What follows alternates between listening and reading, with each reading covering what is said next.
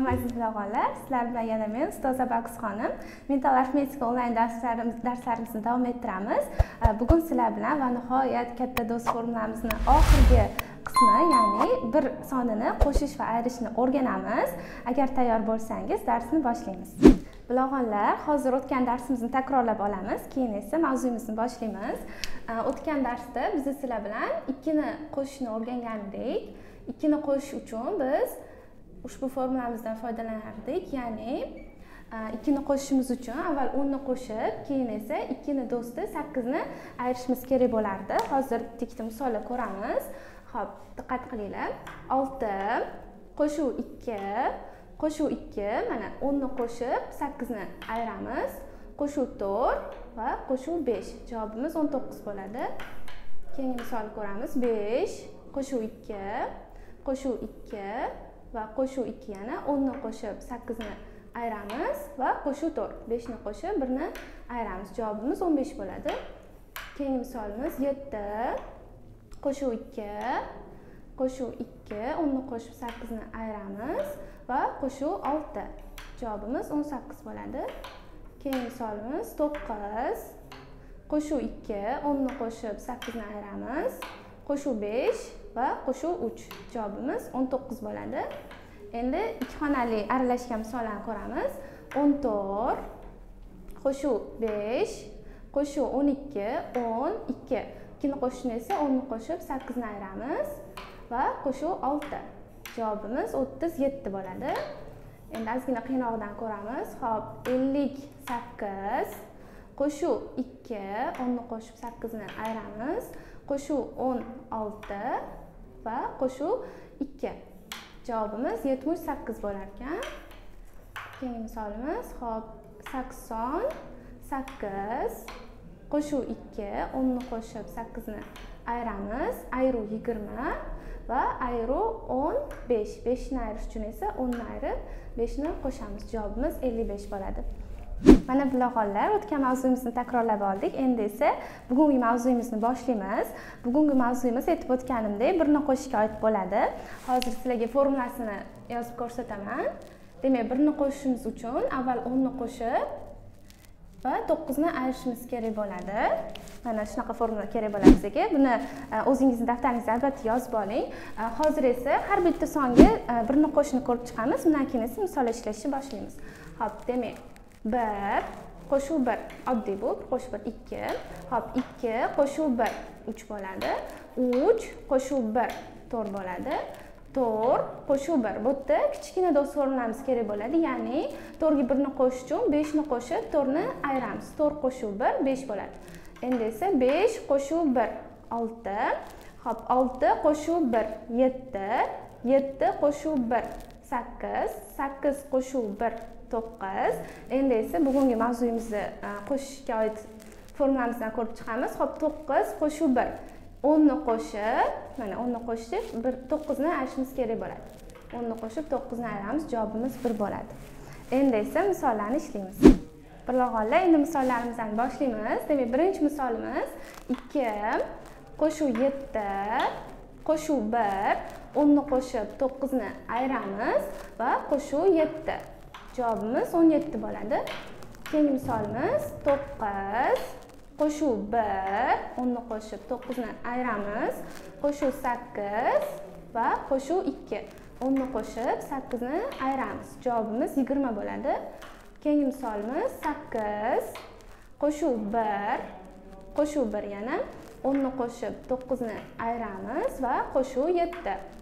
Javobimiz 17 bo'ladi. Keyingi misolimiz 4 qo'shuv 5 qo'shuv 1 10 ni qo'shib 9 ni ayiramiz va qo'shuv 8. Javobimiz 18 bo'ladi. Endi ikki xona va bir xona aralashgan misollarni ko'ramiz. 14 qo'shuv 15 qo'shuv 1 10 ni qo'shib 9 ni ayiramiz va qo'shuv 6. Javobimiz 36 bo'ladi.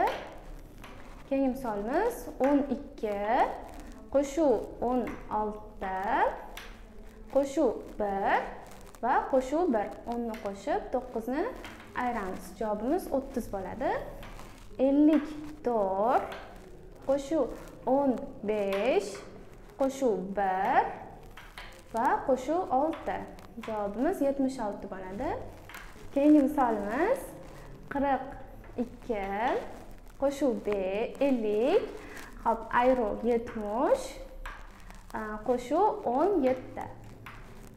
Javobimiz 39 bo'ldi. Keyingi misolimiz 29 qo'shuv 1 qo'shuv 52 va ayru 60. Javobimiz 22 bo'ladi. Mana bularga misollarni ko'rib chiqdik. Endi hozir doskada misollar ishlab chiqamiz birgalikda. O'zingizni abakusingizni yoningizga olib oling, birgalikda ishlashga harakat qilamiz. Bularga abakusinglarni tayyorlab olgan bo'lsanglar, doskadagi misollarni birga ishlaymiz. Birinchi misoldan boshlaymiz. 9 qo'shuv 1, 10 ni qo'shib 9 ni ayiramiz. Qo'shuv 4, qo'shuv 5 va qo'shuv 8. 10 ni qo'shib 2 ni ayiramiz. Javobimiz 27 bo'ladi. Keyingisi 8 qo'shuv 1, qo'shuv 1, qo'shuv 6 va qo'shuv 3. Javobimiz 19 bo'ladi. Keyingi misolimiz 4 qo'shuv 5, qo'shuv 1, 10 ni qo'shib 9 ni ayiramiz. Qo'shuv 7 va qo'shuv 9. 9 ni qo'shish uchun 10 ni qo'shib 1 ni ayiramiz. Javobimiz 26 bo'ladi. Misollarimizni davom etamiz. 9 qo'shuv 1 ayru 3, 10 ni ayirib 7 ni qo'shamiz. Ayru 4 va qo'shuv 2. 2 ni qo'shish uchun 5 ni qo'shib 3 ni ayiramiz. Javobimiz 5 bo'ladi. Keyingi misolimiz 7 qo'shuv 2 qo'shuv 1 ayru 5. 5 ni ayirish uchun 10 ni ayirib 5 ni qo'shamiz va qo'shuv 3. Javobimiz 8 bo'ladi. Endi esa 2 xonali va 1 xonali misollarimizni ko'ramiz. 19 qo'shuv 1, 10 ni qo'shib 9 ni ayiramiz. Qo'shuv 24, qo'shuv 3, 5 ni qo'shib 2 ni ayiramiz va qo'shuv 12. Bu yerda 12 ni qo'shish uchun avval 10 ni qo'shib olishimiz kerak. 10 ni qo'shish uchun esa 50 ni qo'shib 40 ni ayiramiz va 2 ni bu yerdan qo'shamiz. Javobimiz 59 bo'ladi. Keyingi misolimiz 22 qo'shuv 8, 10 ni qo'shib 2 ni ayiramiz. Qo'shuv 11, qo'shuv 4, qo'shuv 32. 32. Javobimiz 77 bo'ladi. Keyingi misolimiz 32 qo'shuv 44, 44 qo'shuv 19, 10, 9. 9 ni qo'shish uchun 10 ni qo'shib 1 ni ayiramiz. Ayru 55 va ayru 22. 22. 2 ni ayirish uchun 10 ni ayirib 8 ni qo'shamiz. Javobimiz 18 bo'ladi. Keyingi misolimiz 13 qo'shuv 12, 12 qo'shuv 21 ayru 33 qo'shuv 24. Javobimiz 37 bo'ladi. Va keyingi misolimiz 19 qo'shuv 11, 1 ni qo'shib 10 ni qo'shib 9 ni ayiramiz. Qo'shuv 23 ayru 14, 14 ni ayirish uchun oldin 10 ni ayiramiz. Endi esa 4 ni ayiramiz. 4 ni ayirish uchun 10 ni ayirib 6 ni qo'shamiz. Va qo'shuv 32. 32. 10 ni qo'shib 8 ni ayiramiz. Javobimiz 71 bo'ladi. Bular mana hamma misollarni ishlab ko'rdik. Yaxshilab diqqat bilan kuzatdingizmi? Balki men qayerdadir atayin xato qilib ketgandirman. Oldingi va hozirgacha bo'lgan barcha misollarimizda yaxshilab e'tibor bergan bo'lishingiz mumkin. Balki biror joyda xato ketgan bo'lsa, izohlarda qoldirishingiz mumkin. Bular mana bugungi mavzuyimizni ham yaxshilab tushunib oldinglar degan umiddaman. Hozir sizlarga uyga vazifa qoldiramiz. Uyga vazifani yaxshilab abakusingizda ishlang va javoblaringizni bizga yuboring. Bular hozir sizlar bilan bitta zo'r mashg'ulot bajaramiz. Buning uchun bizga bunaqa flash kartalar kerak bo'ladi. Mashg'ulotimizning sharti shundan iboratki, flash kartalarni bir qismini qo'lingizga olasiz, qo'lingizga siqqanchasini, keyin taymerni 1 daqiqaga qo'yasiz va bu yerda abaqusli flash kartalar bor. Siz buni toq va juftini alohida qilib sanashingiz kerak bo'ladi. Ya'ni 1 daqiqada nechta toq va nechta juft flash kartalarni sanashingizni tekshirib ko'ramiz. Tayyor bo'lsangiz boshladik. Quloqli taymerni tayyorlab olamiz. 1 2 3 boshladik.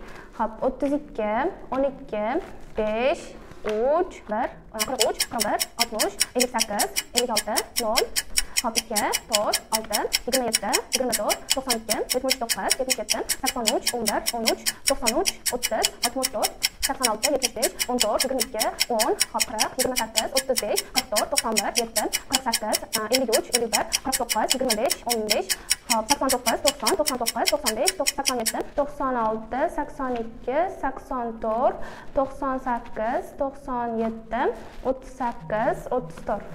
Endi to'xtatamiz. Bilog'onlar, hozir sizlarga mantiqiy masala aytaman. Ali 2 xonali sondan boshqa bir 2 xonali sonni ayirdi va ko'rib turganingizdek ikkita kataklarni bo'yab qo'ydi. Shu kataklar o'rnida qaysi son bo'lishi kerakligini topasiz va shu sonlarning yig'indisi nechiligini topishingiz kerak bo'ladi. Bilog'onlar, ushbu mantiqiy masalaning javobini kim birinchi bo'lib topsa, o'sha topgan ishtirokchilarning 3tasiga Soyamni top nomli yangi kitobimizni elektron shaklda tashlab beriladi. Shuning uchun yaxshilab ishlashga harakat qiling. Mana bilog'onlar, bugungi darsimiz mana shulardan iborat edi. O'ylaymanki darslarimiz sizlarga tushunarli va foydali bo'ldi. Uy ishlaringizni yaxshilab bajarishga harakat qiling. Keyingi darslarda ko'rishguncha xayr, salomat bo'ling.